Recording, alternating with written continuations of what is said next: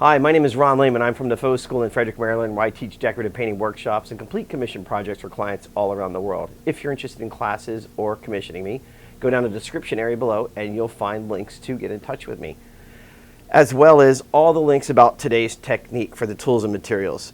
Today I'm going to do a simple rustic plaster using Marmorino Palladino from Dead.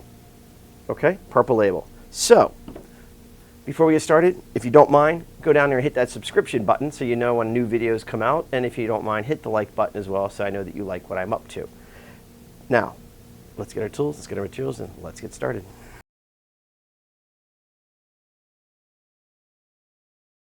So the first thing I've done to get ready for today's technique is base coated the surface using the Dead Quartz Primer, orange label, all right? Quartz primer is interior, exterior, cleans up with soap and water, tints with pigment, never paint.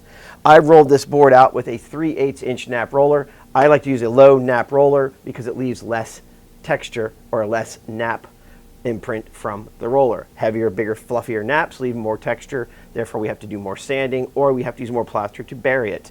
Today's technique, I'm going to be doing a textured low, I'll call it a low profile texture, tone on tone, using Marmorino Palladino, all right? Purple label.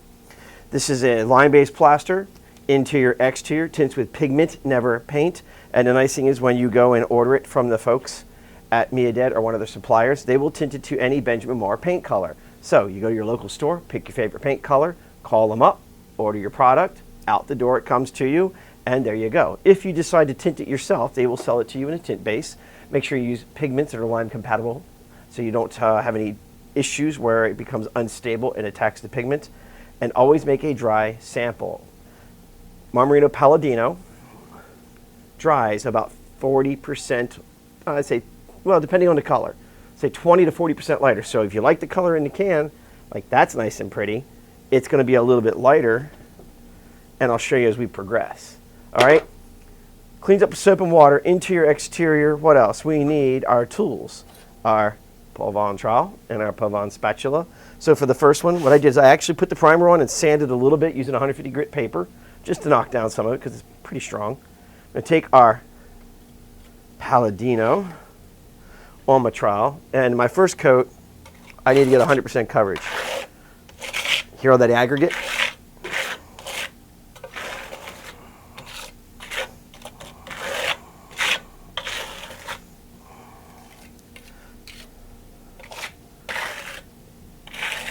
All right, so this is my bed coat. I'm going to put this on.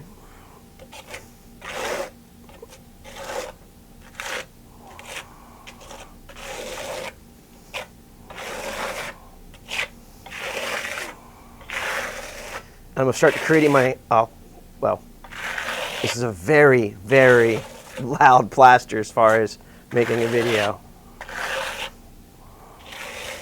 Very nice and creamy. I like it.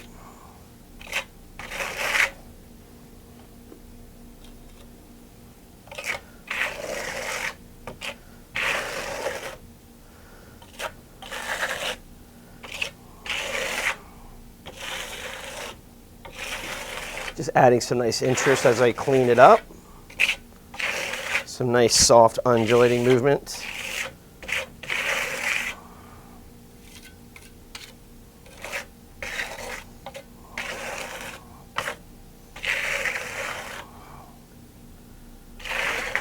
Woo!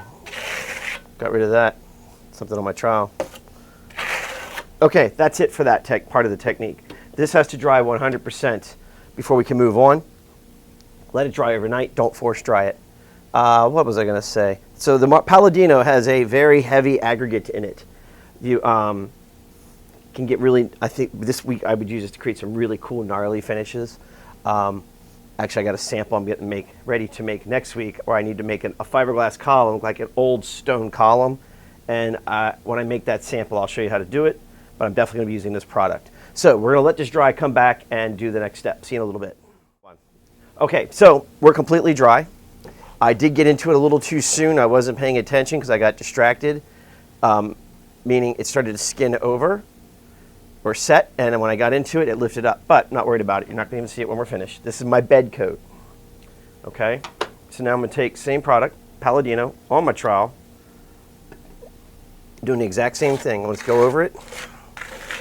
And what this is going to do is give me a nice, smooth, or smoother base that I'm looking for.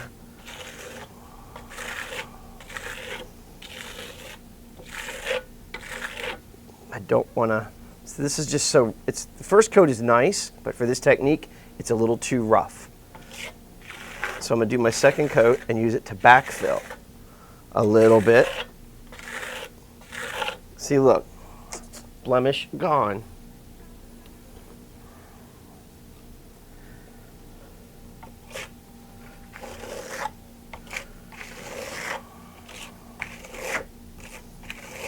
Okay. And you can hear also the difference in the material going on. Remember that I did the first coat against the quartz primer, how rough it sounded? Now it's not, it still sounds, or not, I don't want to say how rough it sounded, but it's the noise that it made, because it was just rather, daggone it, Ronnie, had a lot of aggregate in it. So now it's filling in, and it's not as aggressive as the sound, I should say. There we go. Finally found the word we're looking for. Give it some nice interest. Need just a little bit more. Always working wet to dry. It just works nicer that way.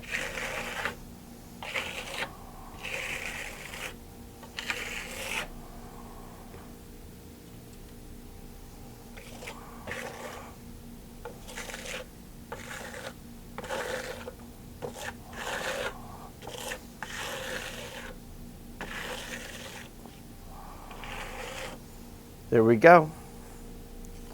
That second coat is finished. Gonna let this dry 100%, come back and do our texture. See you in a minute. Okay, second coat has dried. Now we're gonna put some texture on here. Same tools, same material.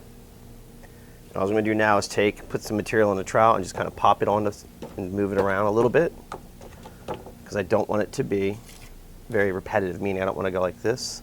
I don't wanna go like this.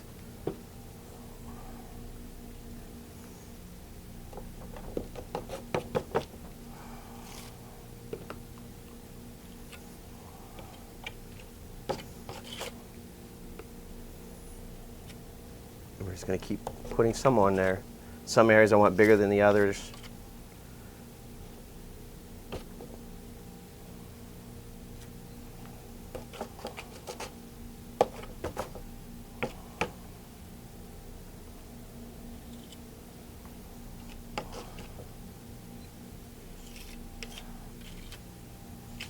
Okay, we're going to let that set up for a few minutes and get firm, because what happens if I try to go into it now and knock some of it down? What I want to do is I'm going to come back after it firms up and take my trowel lightly and kind of knock it back this way, knock it this way, that way, because I don't want all this big heavy texture coming at me.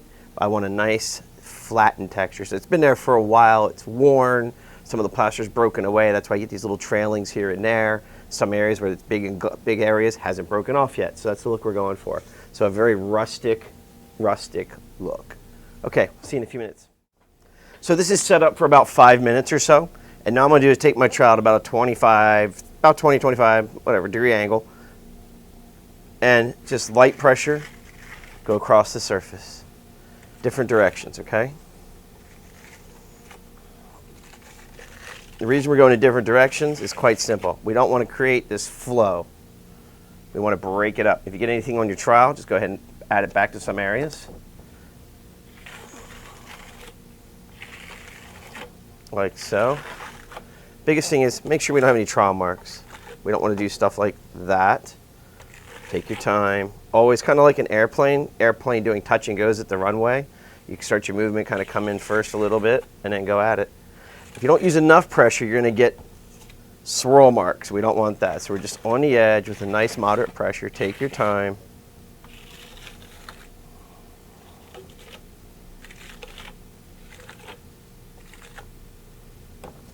That's my ceiling. I'm going to come down with a little bit so I can add more. But I want to leave probably about, I guess that's about 20% of the base exposed. I don't want to get too crazy with it. But if you go into it too soon or get into the plaster too soon before it's firm, you're just going to smear it. See, I've kind of got way too much up here. I like this down here a little bit better, but it's fine. I want to be able to show the client some different options here. And see, you can't take it off. That's why you got to be super careful. Take your time. Yeah, this is a much better.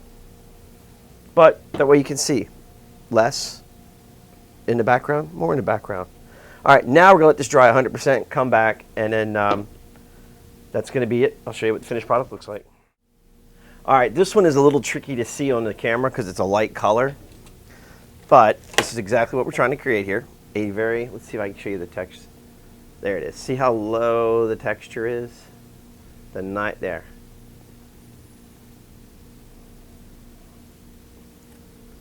So that's what we're looking for.